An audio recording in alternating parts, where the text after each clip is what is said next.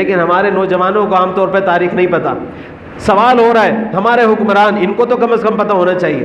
جو بڑے معاہدے ہوتے ہیں، سیاسی معاہدے، ان کو تو پتہ ہونے چاہیے.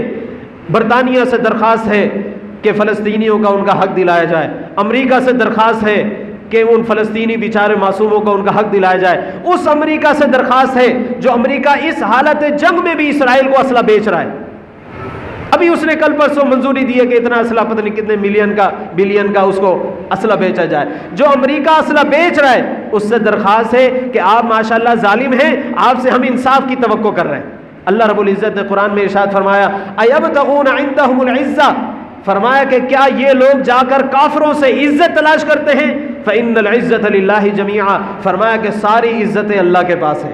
اللہ سے مانگو، اللہ تمہیں عزتیں دے گا. اگر تم دنیا کی طاقتوں کے پاس جا کر عزت مانگو گے، ذلت اور رسوائی کے سوا کچھ نہیں ملے گا. آخری بات میں اسی حوالے سے آخری جملہ عرض کرتا ہوں. جو حضرت عمر فاروق رضی اللہ تعالیٰ عنہ جب بیت المقدس تشریف لائے، کیونکہ عیسائیوں نے کہا کہ ہم ٹھیک ہے جنگ نہیں چاہتے، ہم یہ آپ کے حوالے کرتے ہیں، شرط ہماری یہ ہے کہ آپ کا خلیفہ خود آئے لینے کے لیے، معاہدے کے اوپر دستخط کرنے کے لیے. فرمایا ٹھیک ہے. حضرت عمر کو معلوم ہوا رضی اللہ تعالیٰ عنہ، تو حضرت عمر رضی اللہ تعالیٰ عنہ نے فیصلہ کیا اور آپ روانہ ہوئے، ایک اپنے غلام کے ساتھ اور ایک سواری کے ساتھ. ہونا تو یہ چاہیے تھا کہ جس کا رعب و دبدبہ پوری دنیا پر ہو، کفر کے ایوان جس سے ڈرتے ہوں، سپر پاور ہے. جیسے ابھی آپ امریکہ سن کر ہمارے حکمران ڈر جاتے ہیں جی ہم کیسے لڑیں گے، اس وقت کی سپر پاور طاقتیں، اور وہ حضرت عمر کا نام سن کے ڈرتی ہوں. دیکھا بھی نہیں ہے کہ حضرت عمر لگتے کیسے ہیں، ظاہراً کیسے ہیں، کیا شان و شوکت ہے، کچھ نہیں، لیکن عمر کا نام سنتے ہیں تو ڈرتے.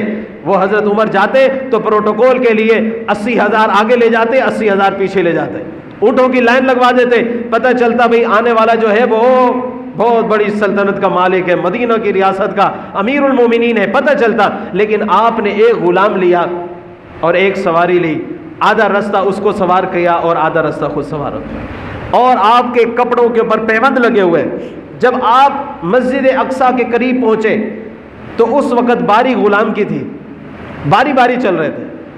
جب وہاں پہنچے تو باری غلام کی تھی. غلام نے کہا اب تو ہم پہنچنے والے ہیں، آپ سواری کریں. آپ نے فرمایا نہیں، تمہاری باری ہے، تم ہی سوار ہو جاؤ.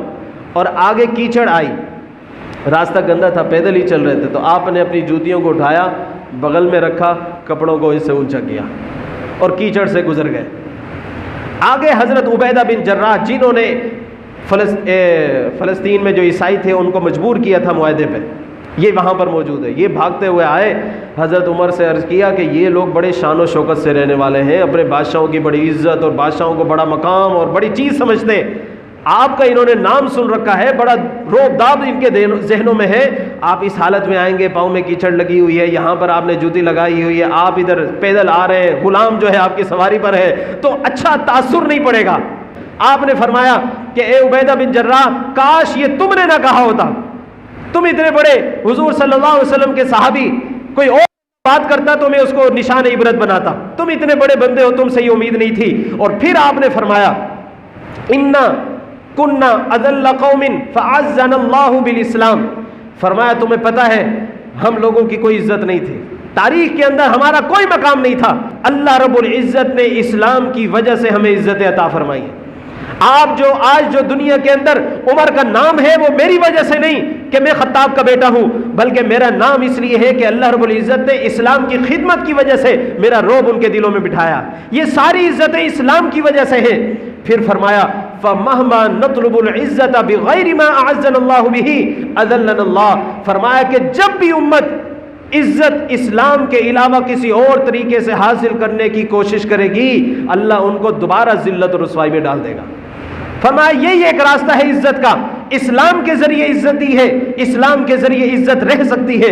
جب بھی تم نے اسلام چھوڑ کر یہ سوچا کہ فلانے سے تعلقات تمہیں عزت دے سکتے ہیں، پروٹوکول عزت دے سکتا ہے، لوگوں کے سامنے اپنی خود نمائی تمہیں عزت دے سکتی ہے، فرمایا کہ اللہ کے راستے کے سوا عزت تلاش کرو گے تو اللہ تمہیں ذلیل و رسوا کرے گا، عزت نہیں ملے گی.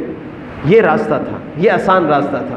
آج بھی ہم یہ کہتے ہیں کہ یہ بھیک مانگنا اور یہ کہنا کہ جی ہماری درخواست ہے کہ اس کو ختم کیا جائے، اس کے بجائے آج اگر ہمارے آرمی چیف یا ہمارا جو امیر المومنین ہے عمران خان، یہ اگر کہتا کہ ہم جنگ کے لیے تیار ہیں، جس طرح کہ عبد الحمید سلطان نے جب ترکی سلطنت آخری لمحات میں تھی، ترکی سلطنت کے پاس کچھ بھی نہیں تھا، اس خلافت عثمانیہ آخری لمحات میں 1901 میں قریب کی تاریخ ہے، اس وقت لوگ آئے اور اس کے پاس اسے کہا کہ ہم چاہتے ہیں کہ اس جو یہودی ہیں ان کو تھوڑا سا حصہ دے دیا جائے فلسطین میں، بس رہنے کے لیے کچھ جگہ دے دی جائے، اور کہا کہ اگر آپ وہ جگہ دے دیتے ہیں تو ترکی اس وقت مشکل حالات میں ہے، خلافت مشکل حالات میں ہے، جتنا قرضہ آپ کے اوپر ہے ہم وہ ادا کریں گے۔